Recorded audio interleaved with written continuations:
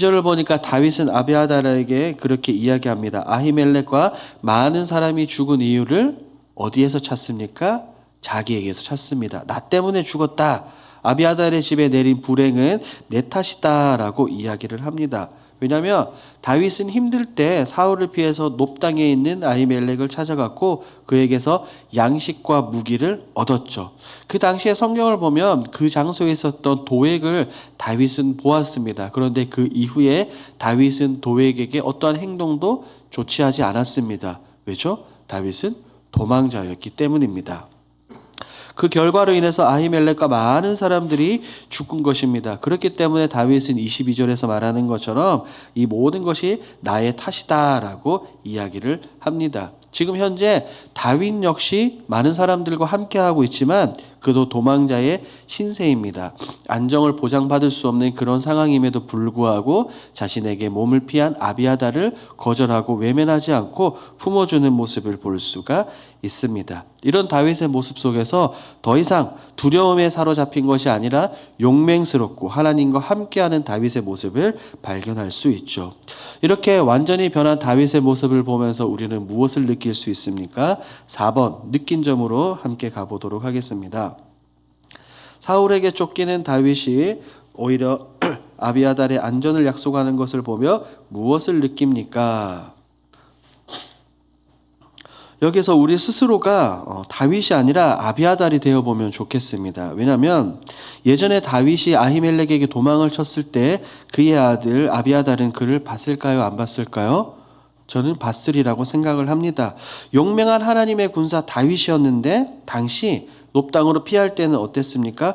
두려움에 떨고 있는 도망자 다윗이었습니다. 무기도 없고 양식도 없고 아주 비참한 도망자 다윗의 모습을 보았습니다. 그리고 거기에서 또 사울을 두려워해서 가드 왕 아기스에게로 도망친 모습조차 이 아비아달이 봤다는 거죠.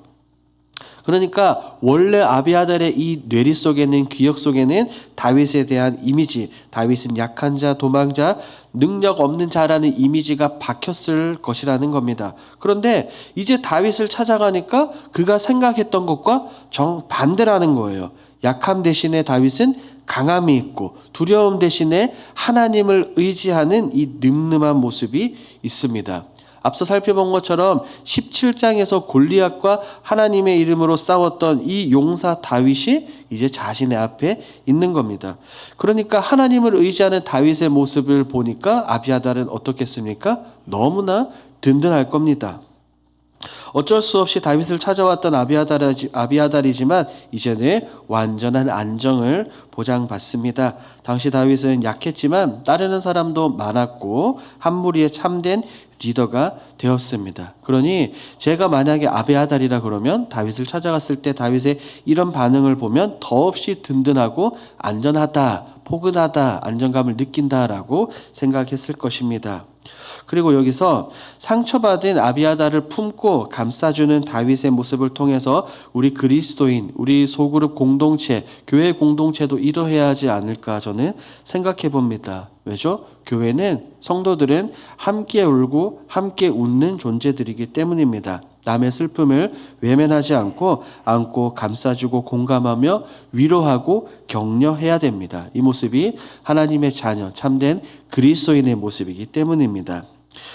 여기서 5번 적용으로 한번 가보도록 하겠습니다. 5번입니다. 내 부족함으로 인해 다른 사람에게 상처와 아픔을 준 적이 있다면 언제입니까? 저는 이 본문을 보면서 그리고 이 5번 적용 질문을 보면서 곰곰이 생각해보고 묵상해봤습니다. 그럴 때 머릿속에 떠오르는 우리 믿음의 선배 한 명이 있었습니다. 바로 아브라함이죠. 창세기 12장에서 하나님으로부터 소명을 받은 이 부름을 받은 아브라함은 약속의 땅으로 내려갔지만 기근으로 인해 애굽으로 도망을 갔습니다. 애굽으로 내려갔죠. 거기서 애굽 왕 바로에게 거짓말을 했습니다. 자신의 대답으로 여러 사람이 위기에 처할 뻔했죠. 사라를 바로에게 뺏길 뻔합니다. 그리고 바로 역시 큰 재앙을 당합니다. 그래서 바로가 아브라함에게 이렇게 이야기하죠. 도대체 나한테 왜 그랬습니까? 라고 따집니다. 그런데 이것은 12장에만 등장하는 것이 아니라 이후에 한 번 더 등장합니다. 창세기 20장에서 이번에는 그랄 왕 아비멜렉이 사라를 데려간 겁니다. 이때도 사실은 아브라함은 사라를 누이라고 말합니다. 그때 하나님은 꿈으로 그랄 왕을 찾아가서 혼내셨죠. 그 결과 다시 한번 사라를 뺏길 뻔한 위기에 처했습니다. 생각해보면 바로도 그랄 왕도 사라도 아브라함의 두려움과 연약함 때문에 위기에 처했던 것입니다. 때때로 우리도 이럴 수 있습니다. 다윗처럼 아브라함처럼 나의 연약함 때문에 나의 부족함 때문에 다른 사람이 상처받고 힘들 수 있습니다. 그리고 그런 사람이 내게 찾아와 도움을 요청할 수 있습니다. 그럴 때 우리는 어떻게 해야 될까요? 5-1번입니다. 탐욕을 버리고 상처 입고 연약한 자들을 위로하기 위해 무엇을 결단하겠습니까? 먼저 사울을 생각해 봅시다. 사울은 지금 제사장들과 사람들 그리고 다윗을 죽이려고 하는 근본적인 원인이 무엇입니까? 그것은 자신의 탐욕, 자신의 욕심, 자신의 이기심 때문입니다. 그렇기 때문에 성경은 우리에게 이렇게 말하죠. 야고보서 1장입니다.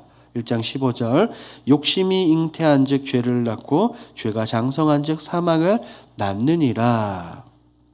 반면 다윗은 지금 사랑과 희생, 포용의 마음으로 아비아달을 감싸주고 있습니다. 또한 우리 구주 예수님을 생각할 수도 있겠죠. 예수님은 사람들에게 맞으시고 외면당하시고 그러셨지만 주님께서는 이렇게 말씀하셨습니다. 누가복음 23장 34절입니다. 이에 예수께서 이르시되 아버지 저들을 사하여 주옵소서 자기들이 하는 것을 알지 못함이니이다. 우리 구주 예수님께서는 그들을 비난하거나 원망하지 않으셨습니다. 오히려 하나님께 그들을 감싸 안고 기도하셨습니다. 우리 사랑하는 길동의 성도 여러분, 우리가 함께 신앙생활한 이 교회 공동체 안에 그리고 여러분들의 구역과 전도회, 순모임 안에 힘들어하고 아파하는 성도들이 있습니까? 그럴 때 다른 것이 아니라 예수님과 다윗의 마음처럼 서로 감싸 주어야 될 줄 믿습니다. 그것은 그저 한마디 말로만 위로하는 것이 아니라 다윗처럼 직접 만나고 감싸주고 포용하고 서로 위로해 주는 것이 필요합니다. 그럴 때 우리는 성경이 말하는 진정한 사랑의 공동체가 될 수 있습니다.